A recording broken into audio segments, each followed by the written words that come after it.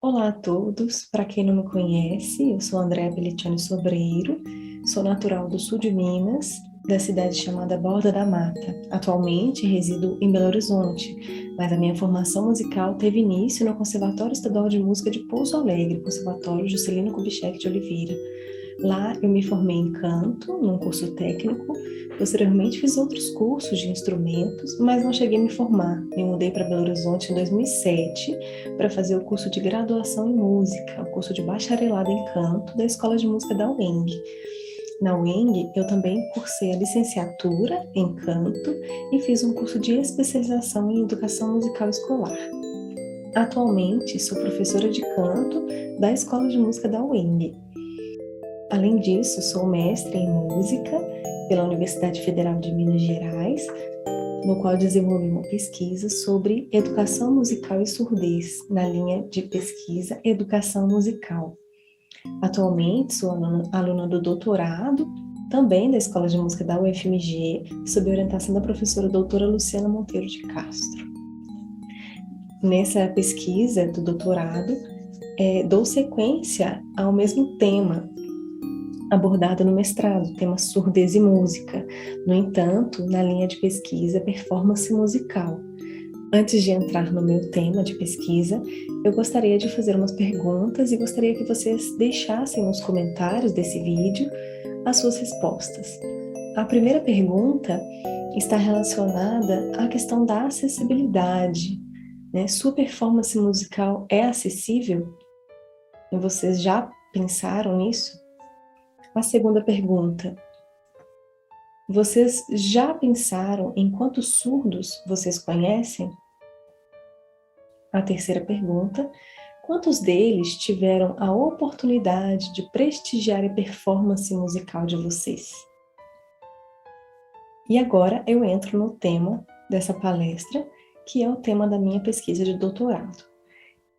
Para essa palestra, nós escolhemos o título Surdos e Ouvintes no Contexto da Performance Musical Cantada, Canções de Edmundo Villani-Cortes.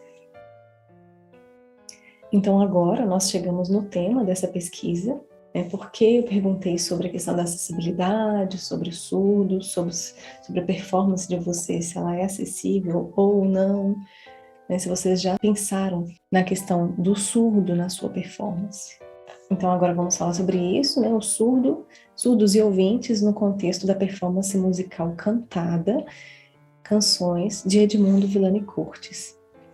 Bom, já falei anteriormente, mas a minha pesquisa de mestrado, concluída no ano de 2016, intitulada Compreensão Musical de Adolescentes Surdos, um estudo exploratório, ela vai falar sobre a compreensão musical dos surdos, né? Foi um estudo específico realizado aqui na cidade de Belo Horizonte, com adolescentes surdos, e agora o objetivo da pesquisa atual de doutorado é falar sobre a performance musical. Então, aqui é para mostrar como que teve início o meu contato com pessoas surdas, né? Então, ela se deu inicialmente na minha pesquisa de mestrado, né? Tive experiência de trabalhar com adolescentes surdos na Assembleia Legislativa de Minas Gerais, um projeto inclusivo, né, no qual eu realizava atividades musicais com um grupo de adolescentes surdos.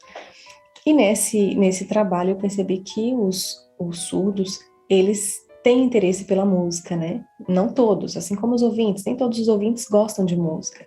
E nem todos os surdos gostam de música, né? Então, nessa pesquisa eu percebi que muitos surdos gostam de música e que nós precisamos oferecer essa experiência a eles para que eles possam escolher se querem ou não prestigiar música, né? Após a conclusão desse trabalho, o meu interesse pelo tema continuou, e então eu fui fazer um curso de tradução e interpretação de língua de sinais na Escola Estadual Francisco Salles, aqui em Belo Horizonte, né? Eu fiz parte da primeira turma de tradução e interpretação de língua de sinais, um curso gratuito oferecido pelo Estado, né? E nesse curso eu tive a possibilidade de experimentar traduzir algumas canções, né? E devido ao meu contato com obras de um compositor mineiro chamado Edmundo Villani-Cortes, né, e a proximidade com a obra dele, né, o acesso às partituras, o contato com o próprio compositor, decidi experimentar essas canções e ver se era possível realizar essas traduções, né? A partir desse curso eu percebi que era possível sim traduzir as canções de Vilane Cortes. Então, tive uma ideia que foi traduzir a canção, além de interpretar, né, eu cantava junto. Isso não é não faz parte da cultura surda aqui do Brasil, né? De se usar duas línguas ao mesmo tempo, chamado bimodalismo, né? O que quer dizer bimodalismo, né? A nossa língua, a língua portuguesa, ela é de modalidade oral auditiva, né? Enquanto que a língua de sinais, aqui no Brasil chamada Língua Brasileira de Sinais, né? A Libras, ela é de modalidade visual gestual. Então, unir as duas modalidades significa que estamos fazendo um bimodalismo. Nesse caso, as únicas línguas que se podem fazer o bimodalismo é a língua gestual e a língua oral, né? A gente não consegue fazer duas línguas orais ao mesmo tempo, e nem duas línguas de sinais ao mesmo tempo. Né? Já uma língua de sinais e uma língua oral é possível. No entanto, quando a gente faz esse tipo de trabalho, tendemos a valorizar mais uma língua do que outra. No caso, né, no meu caso que sou ouvinte, a tendência é valorizar o português, né? No caso de um surdo que estiver fazendo esse bimodalismo, a tendência é valorizar a língua de sinais. No entanto, essa pesquisa ela não tem o objetivo de dizer que uma língua é melhor do que a outra, mas sim proporcionar a acessibilidade, né? Fazer com que o sujeito surdo ele possa ter acesso à informação que o ouvinte também tem.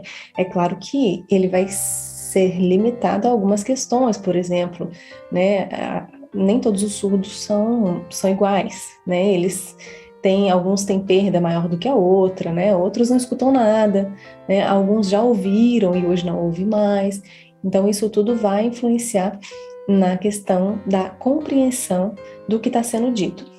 No entanto, quando eu falo sobre a questão da sinalização ao mesmo tempo, do bimodalismo, né, na performance musical cantada, que é o tema dessa palestra e da minha pesquisa, né, é a forma de fazer com que o surdo ele tenha acesso à música, né, à obra e à performance diretamente, né, por meio do performer, no caso por meio do cantor, né. É muito comum que a gente observe em performances musicais, seja cantada ou não, né, mas o intérprete ele está presente, o intérprete de Libras ele está presente nas performances musicais cantadas, né, hoje devido à questão da pandemia, né, muitas pessoas fazendo live em casa, né, e aí aparece no cantinho direito da televisão, né, ou do nosso celular ou computador, uma janelinha, e lá dentro tem um intérprete de Libras, né, e o sujeito surdo ele precisa desviar o seu olhar da performance para que ele consiga entender o que está sendo dito, né, no caso da canção, no texto da canção. Já no caso da minha pesquisa, da proposta que eu tenho, né, na pesquisa do doutorado, é fazer com que o surdo ele não tenha que desviar esse olhar para a janelinha de Libras e consiga absorver toda a performance a partir do próprio intérprete e cantor, né? Eu não estou querendo dizer que todos os cantores devem saber Libras ou que todos os cantores devem estudar tradução e interpretação. Aqui a ideia é fazer com que, se o cantor ele tem esse conhecimento, ele tem essa formação e ele tem essa habilidade, né? Porque não é fácil cantar e sinalizar, né?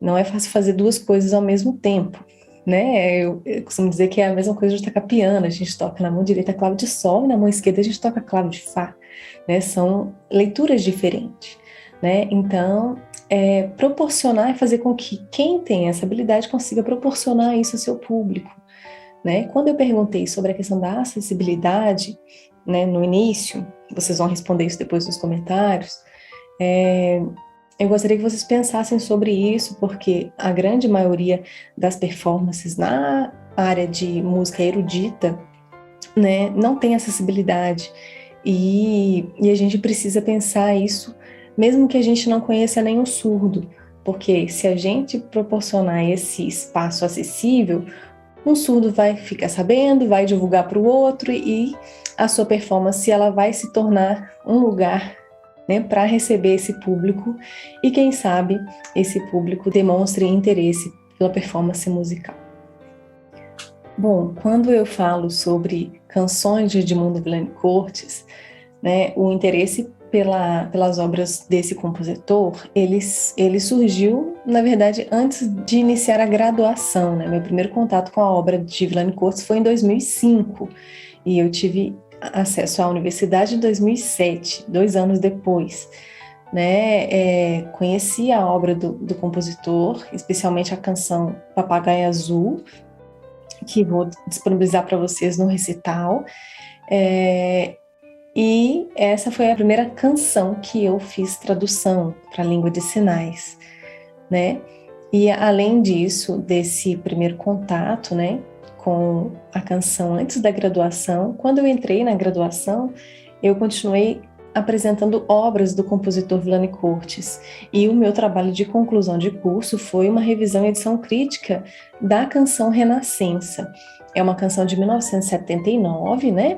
Essa canção tem uma história para o compositor. Ela foi vencedora de um concurso na cidade do México e uma das coisas que me chamou a atenção foi não ter nenhuma gravação dela até aquele momento, né? Hoje a gente já encontra algumas gravações na internet, mas até aquele momento não tinha nenhuma gravação dessa partitura que eu consegui em um festival de música, né? O professor de São Paulo disponibilizou essa partitura para os alunos e eu tive acesso. E em 2009, né, esse trabalho foi feito em 2010, quando eu estava concluindo o curso de graduação. No entanto, em 2009, eu procurei na internet o e-mail do compositor e entrei em contato com ele para saber um pouco mais sobre a história da obra, porque não tinha informações, né, sobre a canção. E aí, tive a oportunidade de ir à casa do compositor e conversar com ele, ele me contou toda a história da obra, e aí eu fiz a edição, né, hoje já tem essa partitura editada. E depois desse contato com essa obra e com o compositor, a gente manteve contato, né, por e-mail, por telefone, de forma presencial, né, e no curso que eu fiz de especialização na Escola de Música da UENG, eu quis dar continuidade à escrita sobre a vida do compositor, né? Nesse trabalho, Edmundo Villain-Cortes, o mestre educador. Por quê? Villain-Cortes, ele foi um músico que trabalhou muito na questão da música da noite, né, tocando em bailes, em shows, né, com alguns cantores famosos, como Marisa Matarazzo, e outros cantores famosos. Né, ele tocou no programa do Jô Soares muito tempo. No entanto, Villain-Cortes, ele ficou reconhecido já após os seus 50 anos de idade, né, ele nasceu em 1930. E nesse trabalho eu conto um pouquinho sobre a história de vida do compositor, né? Até tem uma parte que chama Uma História Contada por Ele Mesmo, porque ele discute sobre várias fases da sua vida, seja a infância, adolescência, a vida adulta e a vida profissional, né? Villain-Cortes, para quem não sabe, ele foi professor da Unesp, ele trabalhou, né, como professor de composição na Unesp, e continuou atuando como músico, né, músico profissional, né, como compositor, pianista, ele é pianista, né, ele é casado com uma cantora, então a maioria das obras que ele escreveu para canto foram inspiradas na esposa, então tem várias das canções do compositor que tem letra e música, né, escrita por ele, apesar dele falar que ele não é poeta, né, mas ele tem várias canções com letra, o Papagaio Azul é um exemplo disso, né. Então, outro ponto importante é a gente chamar a atenção para a relação surdez e música, né? Talvez seja um tema distante de nós músicos, né? Geralmente a gente não tem o hábito de estudar isso na universidade, né? Como que é fazer música para uma pessoa surda? Né? E ao longo das nossas experiências a gente depara com um sujeito surdo em nossa performance e a gente tem que começar a pensar nisso, que é um pouco do que aconteceu comigo. né? Castro, 2011, ele aponta para a necessidade de conscientização por parte dos ouvintes de que o sujeito surdo ele não está segregado à arte musical, mas também ele pede essa conscientização por parte dos próprios surdos, né? Esses reconhecendo a música como uma arte possível em sua vivência. Nem sempre os surdos, né, principalmente os surdos mais velhos, né, eles não acreditam que seja possível, né, a relação entre música e surdez, e que o público surdo ele tem direito, ele pode estar em uma performance musical. Então, é muito importante a gente pensar sobre isso. Então, aqui eu tenho a imagem, né, uma imagem de uma performance na qual eu estou cantando e que eu fiz uma montagem me colocando na janelinha de Libras, né, simulando a janela de Libras que a gente visualiza na televisão. Aqui eu coloquei uma janela um pouco maior das habituais, né, mas é importante chamar atenção para isso também, que às vezes a janela de Libras ela é tão pequenininha que o surdo ele não consegue ter acesso à informação, né, ao conteúdo que está sendo passado ali. Bom, aqui a gente vai falar um pouquinho sobre o problema de pesquisa, né? Tendo em vista que as performances musicais que têm a presença do intérprete nesse espacinho destinado a ele, né? Muitas vezes esse surdo ele não tem acesso ao conteúdo musical como um todo, né? Ele não consegue direcionar o olhar para a figura do performer, né? Ele direciona a atenção para o intérprete de Libras e aí ele tem acesso apenas à questão textual, né? Isso não é um problema, né? Ele pode ter esse interesse de querer saber apenas o que a letra está dizendo, mas música não é só letra, né? Isso acontece muito, né? Muitos surdos pensam que música é apenas texto, música cantada, né? Apenas texto.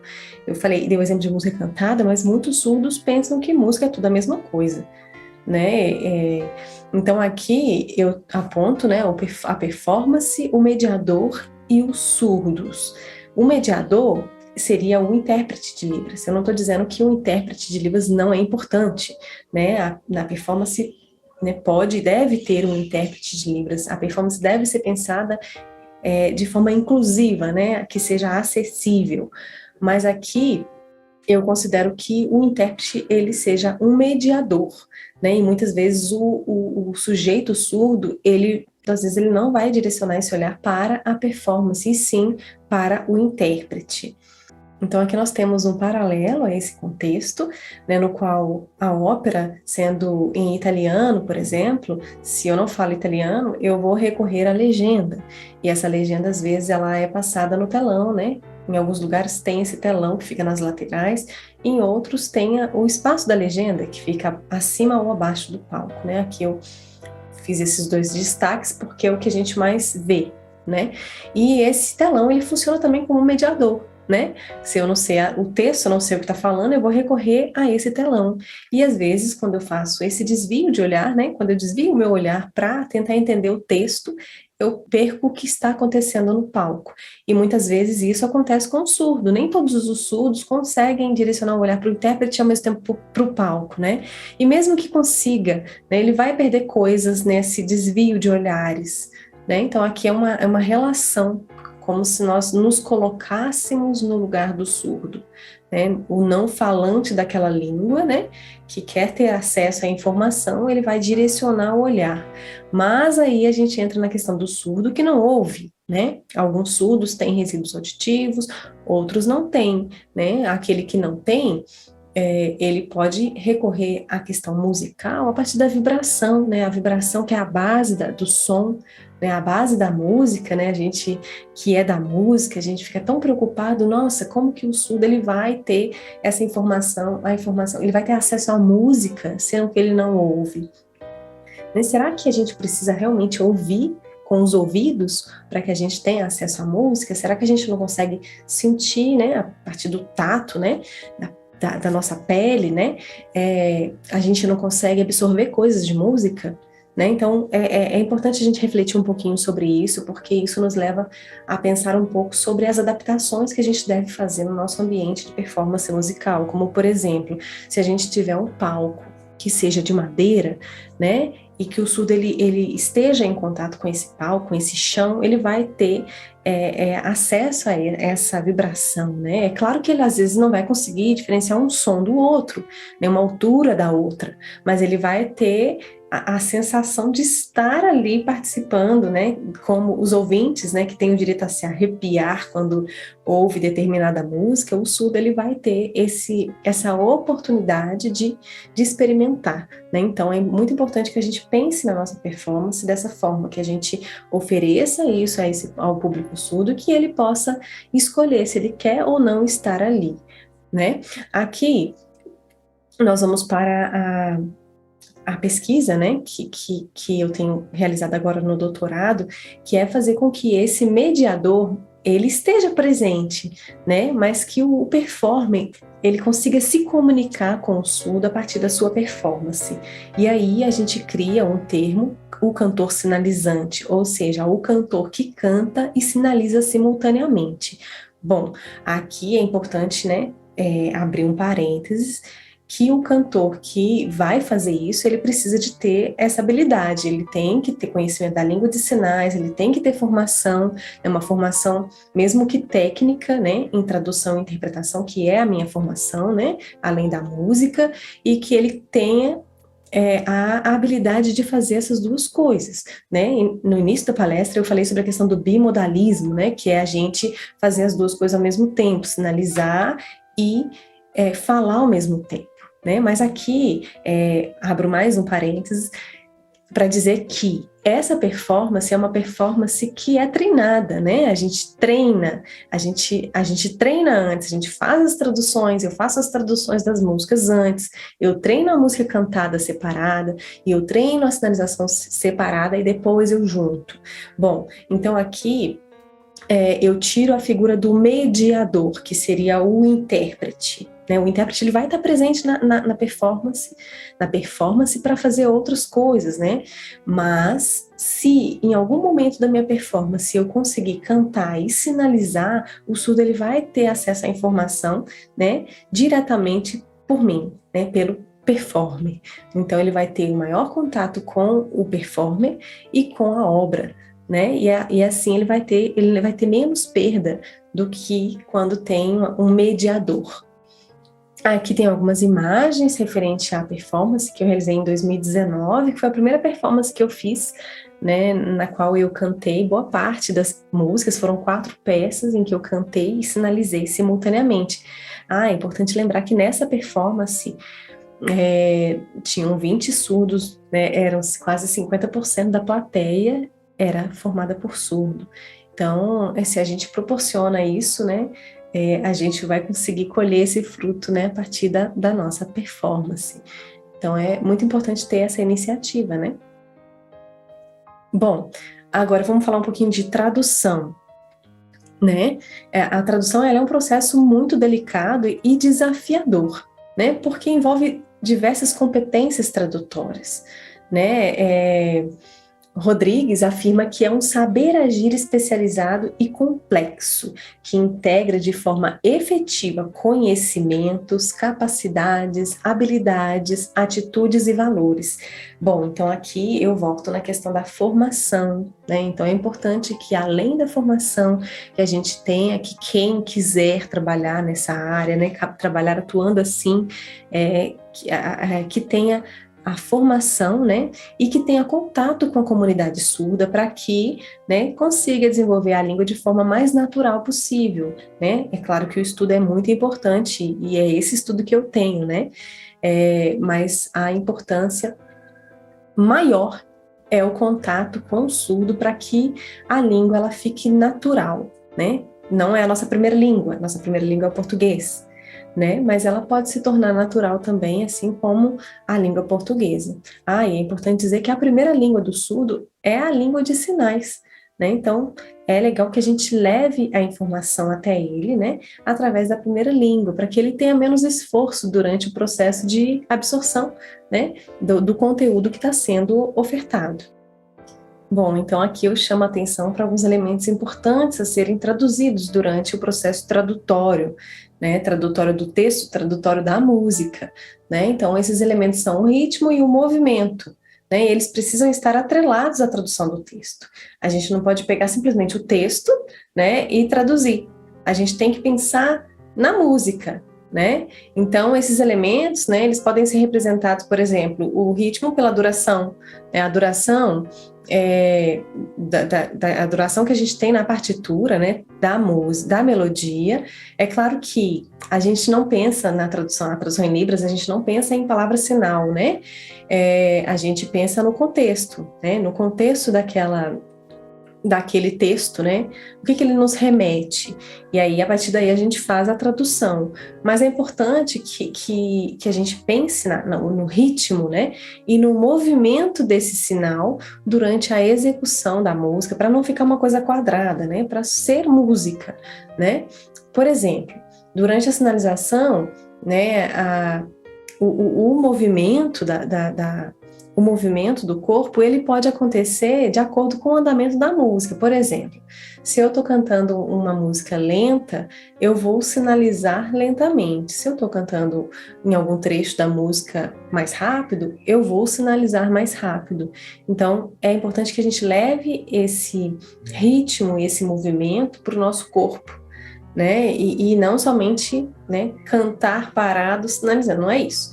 A gente vai cantar, quer dizer, eu vou cantar e sinalizar respeitando o movimento da canção. Então, aqui eu tenho um exemplo de uma obra, né, que foi traduzida, é uma Ave Maria, do compositor Villani Portes, né? Aqui eu demonstro a introdução da música com sinalização. Geralmente, nós observamos nas traduções, né, de canção, um olhar mais atento para a questão da letra, né? E em momentos em que nós temos uma parte instrumental, geralmente a figura do intérprete, né, de língua de sinais, né, o intérprete de língua de sinais, ele tende a ficar mais parado, né, mais em repouso, ou simplesmente balançando o corpo, marcando o pulso da música, né?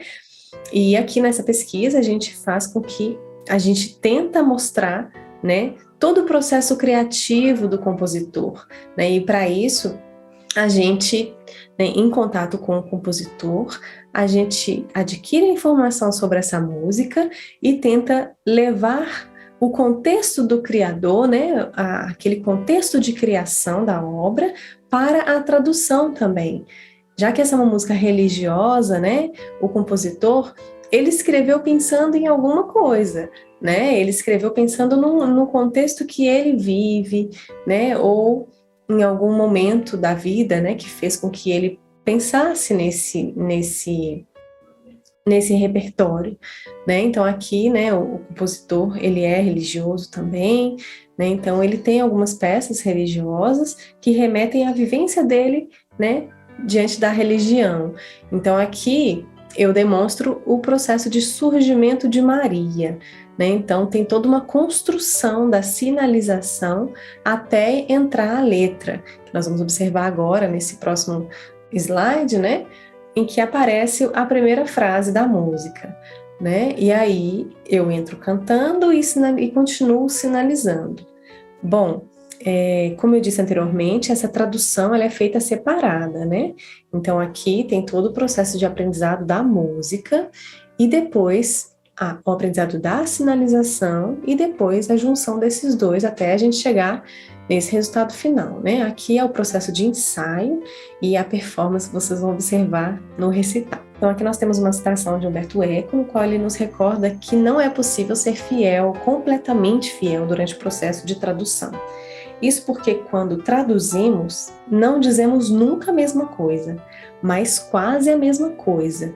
Então, acontece muito com ouvintes que têm o conhecimento da Libras, né, mas que não são tradutores, né, de afirmar que a tradução às vezes está errada, né, então é importante a gente ter esse cuidado. Às vezes a gente sabe a língua de sinais, mas a gente não sabe de processo tradutório, né, e a gente tem que ter esse cuidado durante a tradução, né? A gente tem que fazer com que a gente consiga levar a mensagem até o público, né, mas nem sempre vai ser a mesma coisa, né? Então, às vezes, a gente está dizendo uma coisa, mas a gente está sinalizando coisas parecidas e não a mesma coisa, né, para que a gente consiga levar essa mensagem.